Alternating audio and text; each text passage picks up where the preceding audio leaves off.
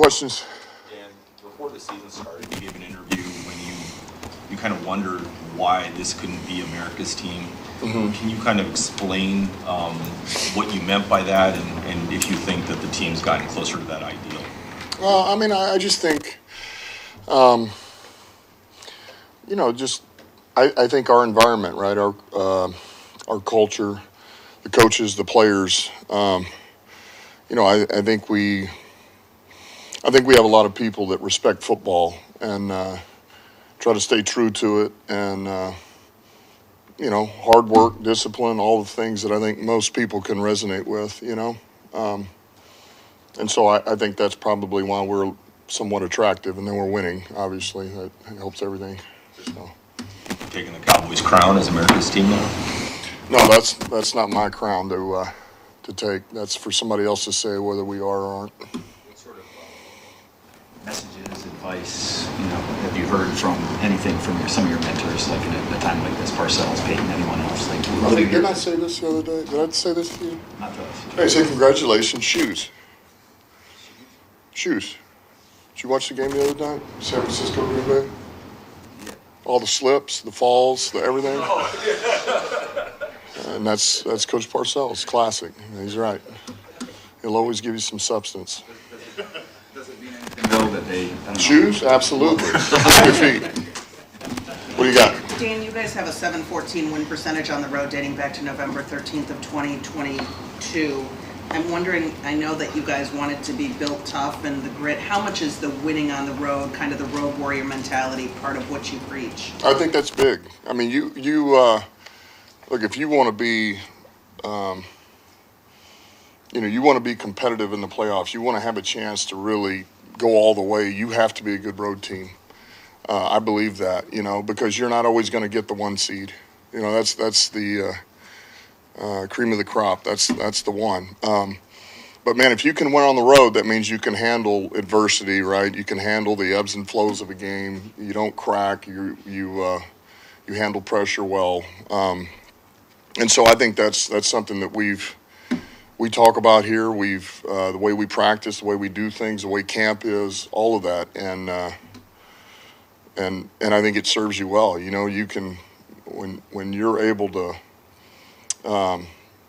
play a certain way on the road and handle a certain amount of pressure, that travels anywhere.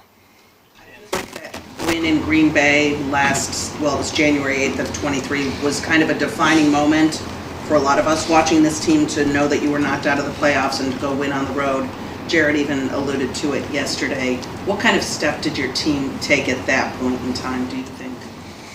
Yeah, I mean, look, that was big because for what the circumstances were, we'd been knocked out, but I think the spotlight there was nothing on us. We were just supposed to go lose. I mean, nobody really gave us a chance. So, and we knew we had one more to play, and we knew we had enough. We knew we could go in there and win that game and play our game. And we did that. So I think there was a belief. There was just like we did, all year. We put in the work. We were prepared, and then we were dialed in and ready to play, and we did that, and it was significant. But I would tell you, so was the Giants win last year. That was huge. So was Chicago the week before that. I mean, once we got our first one, we started knocking a few off. It's no different. You got to learn how to win, but you got to learn how to win on the road too. And once you start to figure that out, you get better at it. I want to go back to the shoes thing for just a second. The who? The shoes thing. Yeah. You're really good about giving credit to guys in the background. I'm just curious about I'm going to take credit for the shoes. I did not do anything. Tim O'Neill. Yes, sir. Been with this organization for 22 years. He's survived coach after coach after coach for a reason.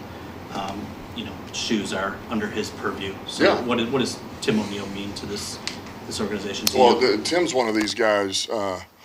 He's no different than, I think, everybody that's involved here, all the fans, everybody that's been a Lions fan for so long. I think when you think about these people that have worked for this organization for a number of years and do what like Tim does for all those years and to not have success and to have to load everything up, load those bags up one more time. Got to get them on the plane, get them off the plane, get them back here at 4 o'clock in the morning, get them unloaded. Let me take an hour to sleep let me get up, let me wash the laundry, they do it nonstop. And that's there's nothing easy about what those guys do. There's nothing easy about what he does, but he's been a rock star at his job for a long time. He never complains. He never moans about anything. He never says we don't have this. He just all he does, he just wants to help the players. He just wants to be a resource. What can I help you with? What can I give you? Same with the coaches. He just grinds.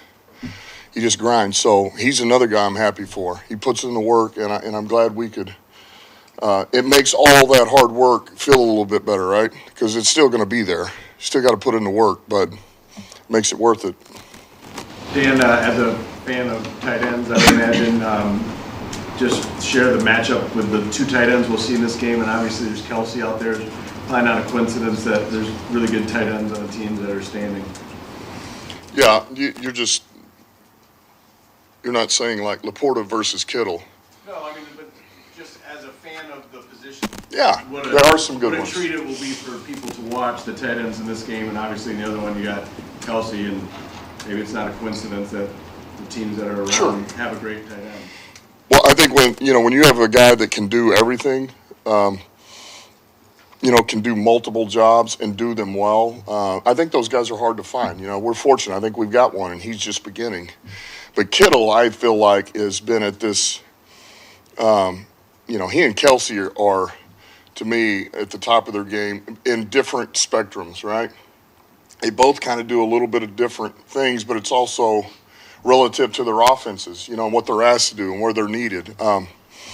But knowing, we're getting ready for Kittle, I got a lot of respect for the way he plays the game, man. He's high energy. He does it all. He's an aggressive blocker. He's strong. He's physical. He's good in pass protection. He's an explosive route runner, creates separation, run after catch, plays strong, team guy. He does it all. He does it all. So, but I like our guy too, and our guy can do quite a bit of things as well. And they're going to need him to play well, and we're going to need our guy to play well.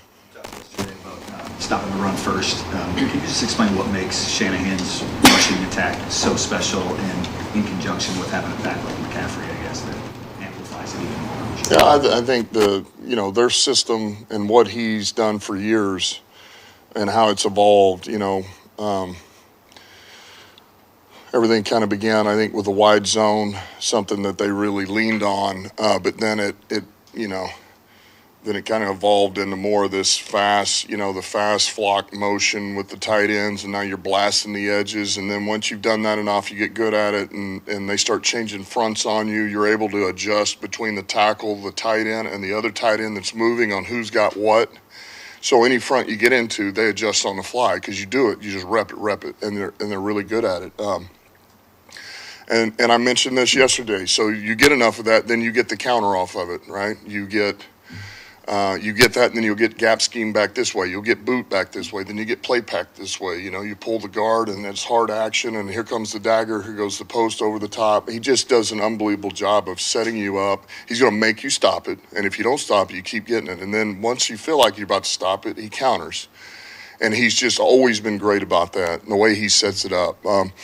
They have a mentality about the way they do it. You can't do what they do without the mentality either. I mean, it's physical. There's nothing easy about what they do. And then when you have a back like McCaffrey, we know the athlete he is, but he's got really good vision. He understands the blocking scheme. He understands what they're trying to do. He understands I've got to pull this mic all the way to this block, the mic linebacker, before I put my foot in the ground.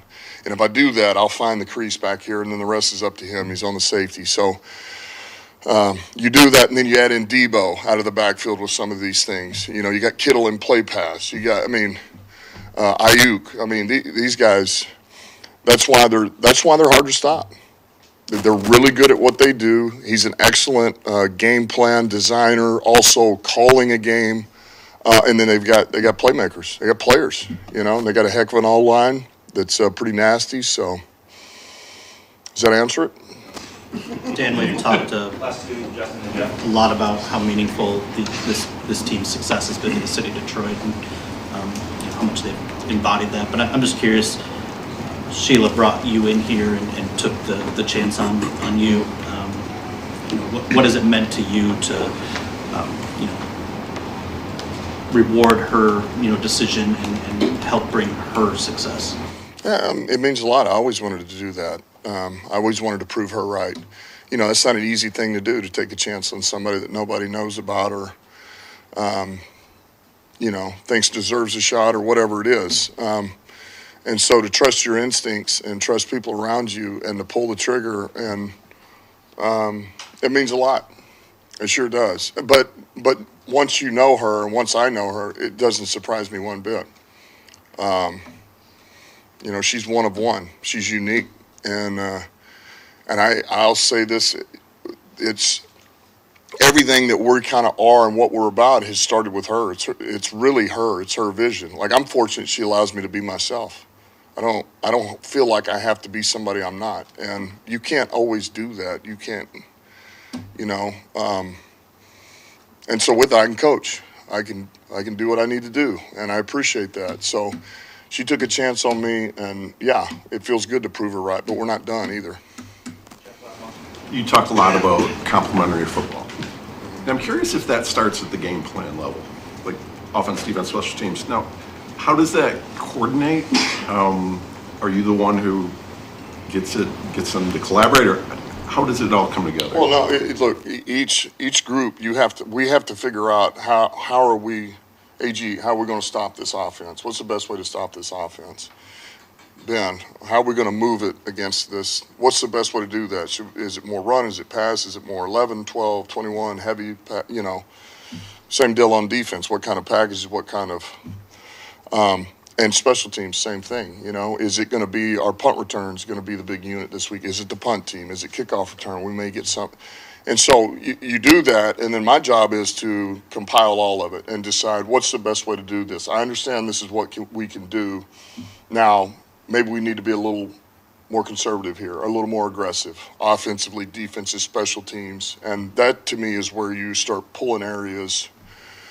This level goes up, this goes down, these two levels go up, and then you just kind of, you know, by the time you get to the game, you've got a pretty good idea of how you want to handle it per the opponent and where we're at. Have you grown more in how involved you are with each game plan, or it's been the same the whole time? Yeah, I've grown. You know, I've grown. I would still say the least amount that I'm involved in is defense. I'm still, you know, offense and special teams, and then I'll go back there with AG, but not as much as I do the other two. You know, I obviously have a lot of faith in AG, and if there's something I see from an offensive perspective, you know, I'll, you know, just kind of, we'll go back there and talk about it. But yeah, that's all part of it. Okay, thanks.